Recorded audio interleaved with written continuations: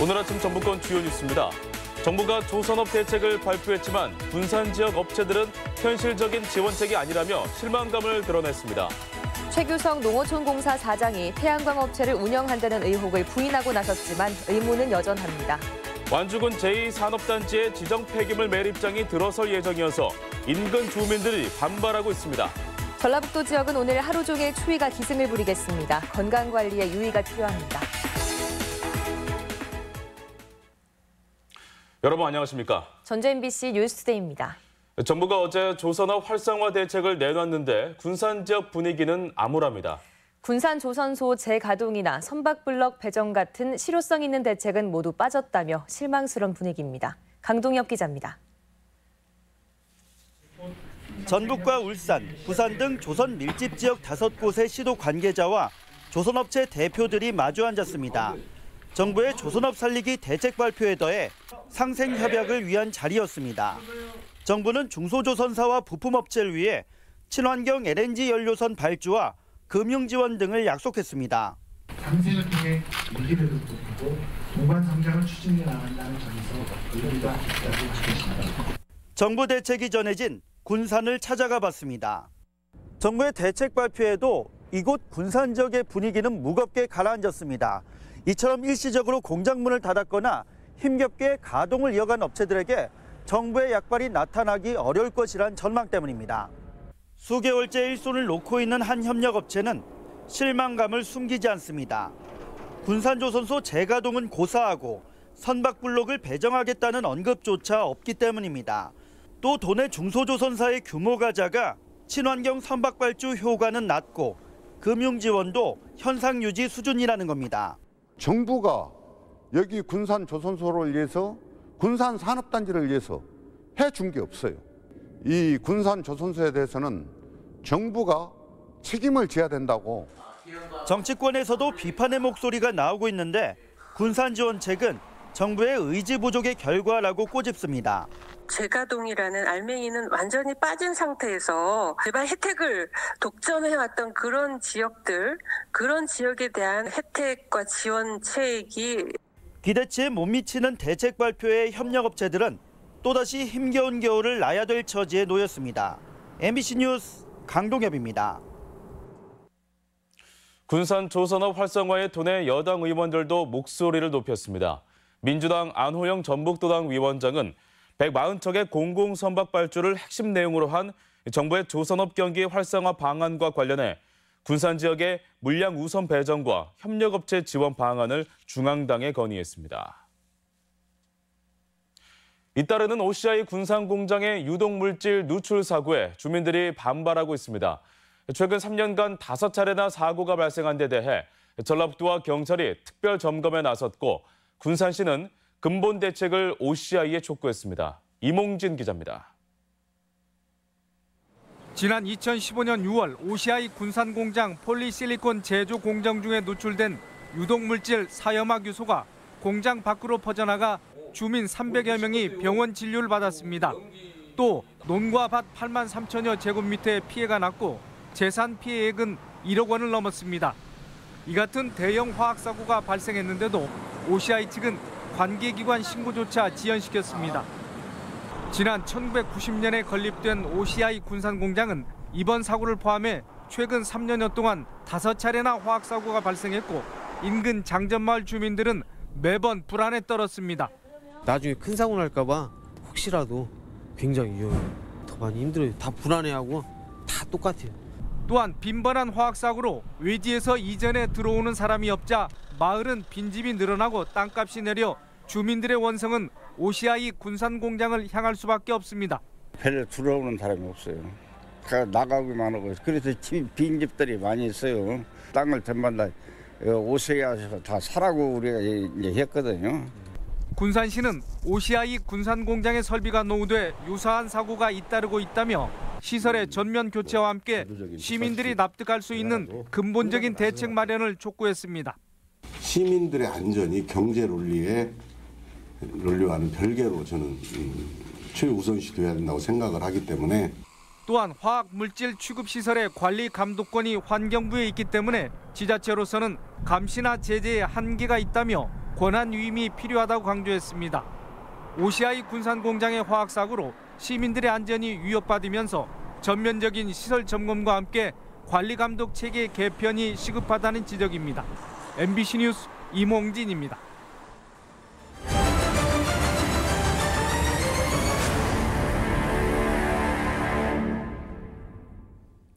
최근 완주군의 지정 폐기물 매립장이 추진되고 있어 주민들이 반발하고 나섰습니다. 인체 유해한 폐기물을 다루는 데다 인근의 초등학교까지 들어설 예정이라 주민 불만이 큽니다. 시청자 속으로 조수영 기자입니다. 테크노밸리 제2산업단지가 들어서는 완주 봉동의 한 공사 현장입니다. 내부에는 5만 제곱미터 넓이의 폐기물 매립장이 들어섭니다. 공장이 배출하는 폐기물을 처리하는 곳인데 폐유와 성면처럼 인체에 해를 끼칠 수 있는 것들이 대다수입니다. 이곳은 폐기물 매립장 예정 부지입니다. 이곳에서 불과 1.5km 떨어진 거리에 아파트 밀집 지역이 있어 주민들이 불안해하고 있습니다. 지난해에는 매립장에서 불과 1km밖에 떨어지지 않은 곳에 초등학교 이전까지 확정됐습니다. 아이가 2학년이기 때문에 이전하는 청안초로 보내야 하는데 너무 인근에 있기 때문에 지금의 학교를 보내는 것보다 훨씬 더 불안감이 조성되는 것 같아요.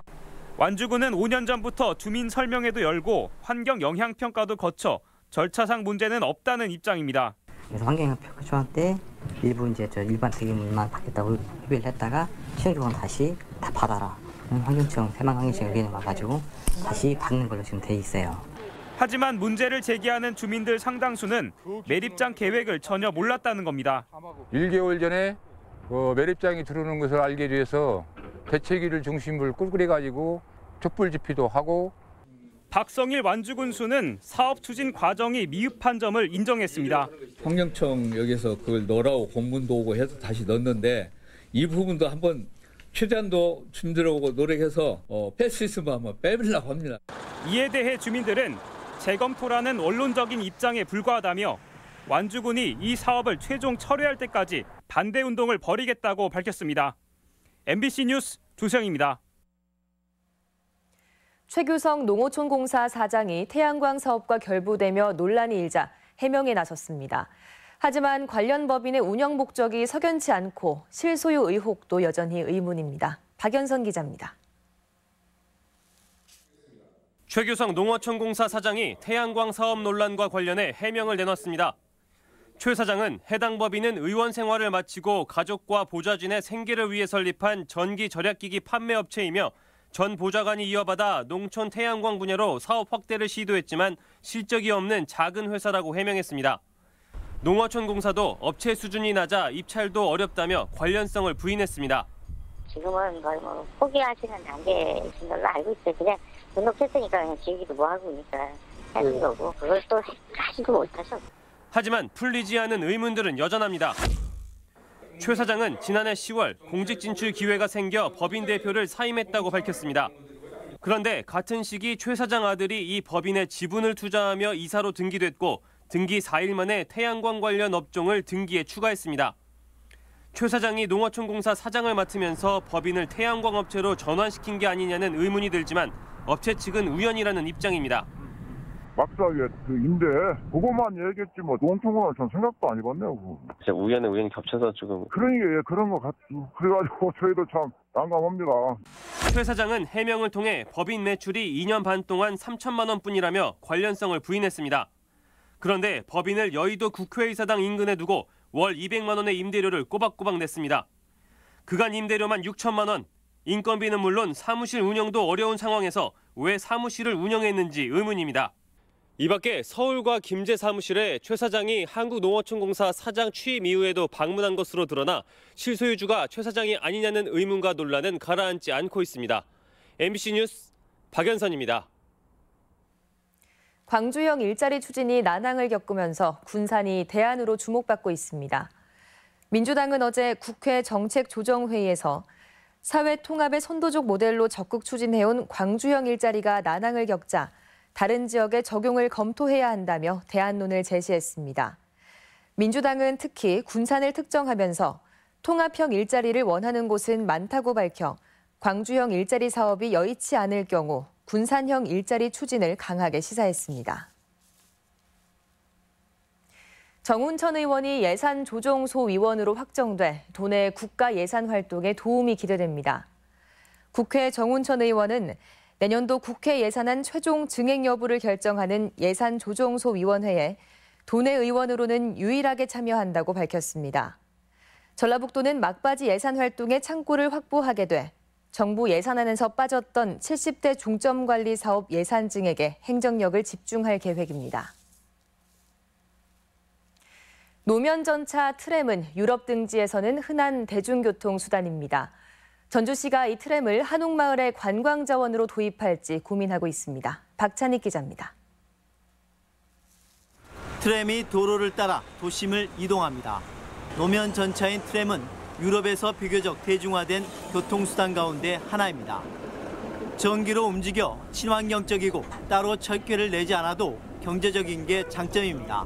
도로를 늘리기보다는 공간 효율이 좋은 대중교통수단으로 가는 게 지속 가능하다라고 보고 도입을 했고요. 정부가 트램을 시범 운영할 자치단체를 공모하자 전주시가 유치를 검토하고 있습니다. 전주시는 한옥마을을 순회하는 관광형 트램을 한 가지 대안으로 구상하고 있습니다. 전국에서 단 한 곳만 선정되는데 국내 트램 도시 1호라는 상징성 때문에 여러 도시가 관심을 보이고 있습니다.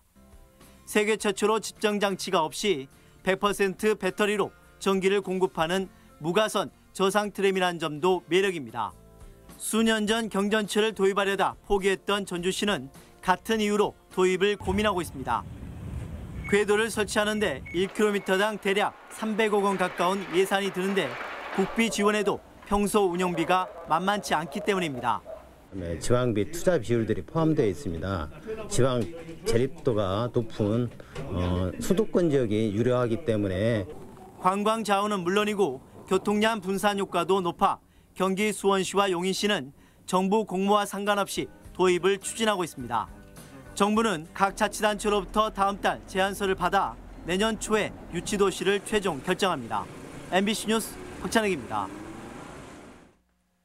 한 예능 프로그램을 통해 김부각이 때 아닌 인기를 누리고 있다고 합니다. 국내 유통량의 절반을 차지하는 남원 부각은 방송으로 유명세를 타면서 연 매출이 2배 넘게 늘어날 전망입니다. 지역 소식 이창희 기자입니다. 한 예능 프로그램에서 아이돌 가수가 김부각을 맛있게 먹는 장면은 시청자들의 침샘을 자극했는데요. 덕분에 15개 부각 생산업체가 밀집해 국내 유통량의 60% 이상을 책임지고 있는 남원 부각이 호황입니다. 최근 몇 달간 매출이 급격히 늘어 이대로라면 연 매출이 지난해보다 2.5배가량 늘 것으로 예측됩니다. 남원시는 내일 남원 예촌 앞 광장에서 다양한 부각 제품을 시식하고 구입할 수 있는 부각 페스티벌을 개최합니다. 김부각에 대해서 여러 가지를 준비했으니까 많이 오셔들어가지고 구경도 하시고 체험도 했으면 좋겠습니다. 대전 통영간 고속도로 하행선 덕유산 휴게소내 장수군 로컬푸드 행복장터가 우수한 성과를 보이고 있습니다. 장수 로컬푸드 행복장터는 장수 사과를 포함한 관내 농특산품과 가공식품을 공급하는데 개장 1년 만에 약 3억 원의 매출을 올렸습니다. 장류로 유명한 순창군이 서울대 농업생명과학연구원과 손잡고 콩 종자 개발에 나섭니다. 두 기관은 가장 많이 재배되는 대원콩보다 수량과 품질이 우수한 순창만의 고유한 품종을 개발해 관내 농업인들에게 보급할 계획입니다. 관학 협력을 통해 신품종 개발 성과를 이루게 되면 순창 장류 산업의 경쟁력과 더불어 세계적 브랜드화에 한층 더 다가설 것으로 기대하고 있습니다. 김재 씨가 홀로 계신 어르신들을 위해 김장김치 2,000포기를 500여 가구에 전달했습니다. 김장나눔 행사에는 독거노인 관리사 63명이 참여해 도움을 줬으며 김장에 쓰인 배추는 계약 재배한 1,500포기와 농업실용화재단에서 500포기를 지원받아 진행됐습니다. MBC 뉴스 이창익입니다.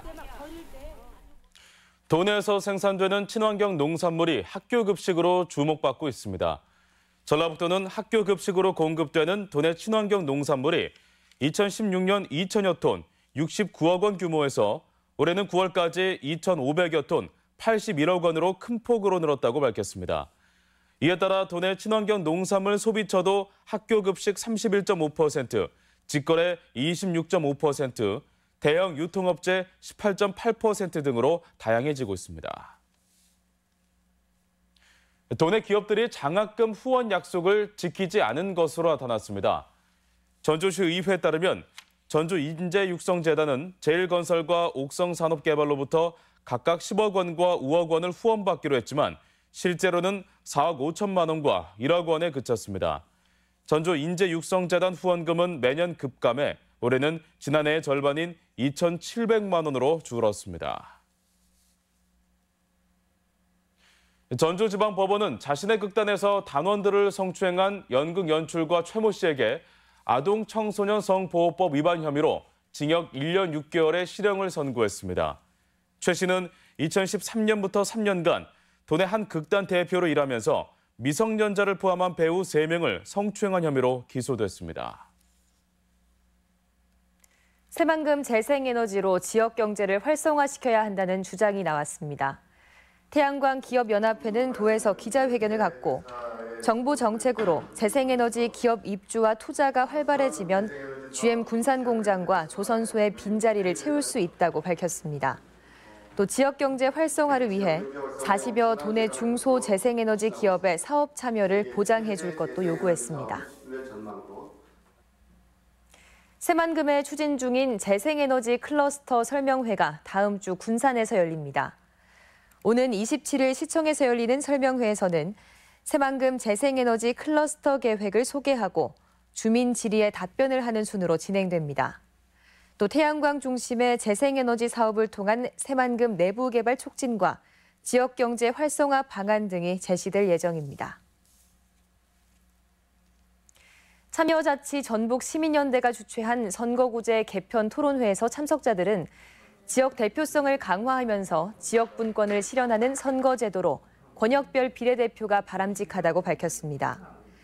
참석자들은 연동형 비례대표제로 표심을 충실하게 반영할 수는 있지만 중앙당에서 후보를 선출하게 되면 지역 대표성은 보장할 수 없게 된다며 이같이 주장했습니다. 학교에서 개설할 수 없는 특별 과목에 대한 화상 수업 프로그램이 운영됩니다. 도교육청은 교육부 지원 화상 수업 사업인 교실온다 제도를 내년부터 도입해 2개 학교에 스튜디오를 마련하고 온라인 교육 과정을 운영할 예정입니다. 교실온다시 시행되면 군 단위에서는 교사 부족으로 개설하기 힘든 과목이 개설돼 입시에 도움이 기대됩니다. 다음은 우리 지역 행사와 문화 소식입니다.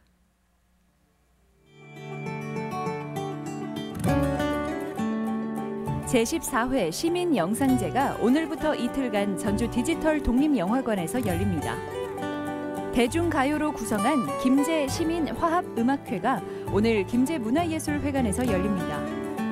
완주 피라모닉 오케스트라가 내일 향토예술문화회관에서 창단 연주회를 갖습니다. 포크싱어 박강수와 함께하는 부안 아리울 오케스트라단의 정기 연주회가 내일 부안예술회관에서 있습니다. 한국춤을 대표하는 3인의 명물을 실현하는 고명구의 복무 공연이 내일 익산 솜리문화예술회관에서 펼쳐집니다. 배추와 무 등 김장 재료를 저렴하게 구입할 수 있는 직거래 장터가 오늘부터 사흘간 도청광장에서 열립니다. 남원산 김 부각을 한자리에서 만날 수 있는 부각 페스티벌이 내일 남원예촌 앞 광장에서 열립니다. 전북 가야 선포식 1주년 기념 학술대회가 오늘 국립전주박물관에서 열립니다. 전주대학교 부동산학 창학 30주년 기념 행사가 내일 전주대학교 스타센터에서 있습니다. 익산 시립부송도서관은 오늘 누구나 자신의 글을 쓸 수 있다라는 주제로 강원국 작가 초청 강연을 진행합니다.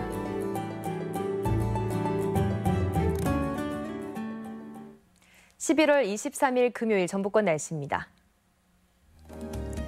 전라북도 지역은 오늘 대부분 지역의 아침 기온이 영하권으로 떨어지며 올가을 들어 가장 추운 날씨를 보였습니다.